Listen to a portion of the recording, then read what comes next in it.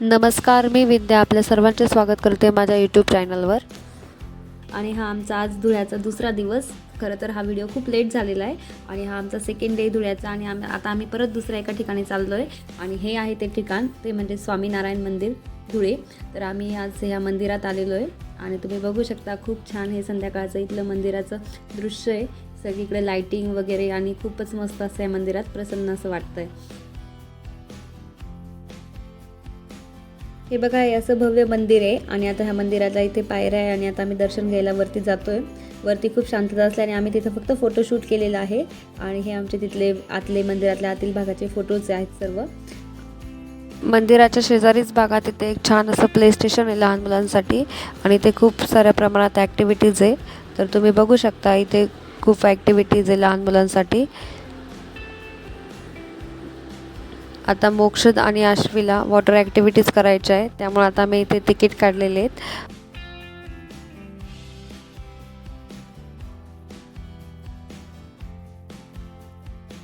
तर आश्वीला बोटिंग करायचं होतं, तर आश्वी आता बोटिंग एन्जॉय करते।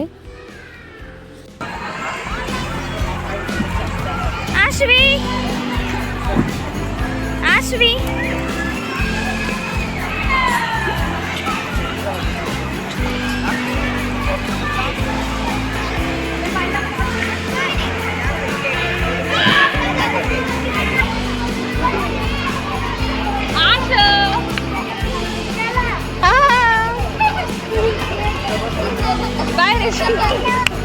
हाय कर आश्वी, हाय कर, हाय।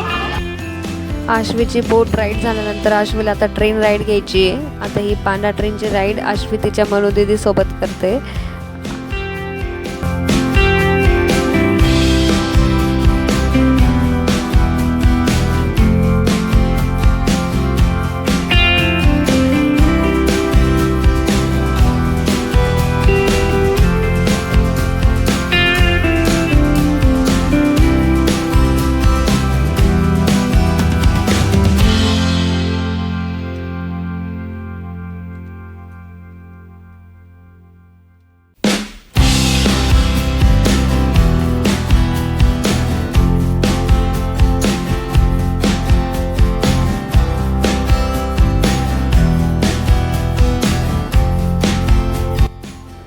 आता आश्वी आणि मोक्षदचं सर्व खेळून झाल्यानंतर आम्ही आता साईडला जे रेस्टॉरंट आहे इथेच मंदिराच्या शेजारीच, तर त्या रेस्टॉरंटला चाललो आहे।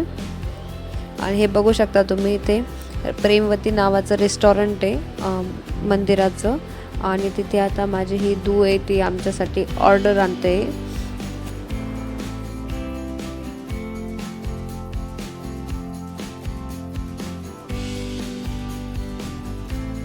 करतोय आणि आमची ऑर्डर घेऊन येते। तर आम्ही काय ऑर्डर केलंय ते बघण्यासाठी स्टे ट्यून।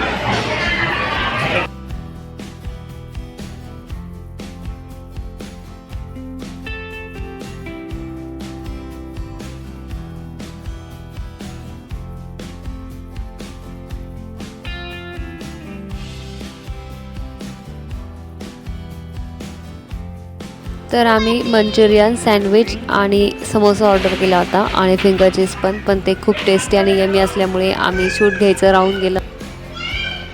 आता आम्ही इथून निघालेलो आहे आणि घरी जातोय।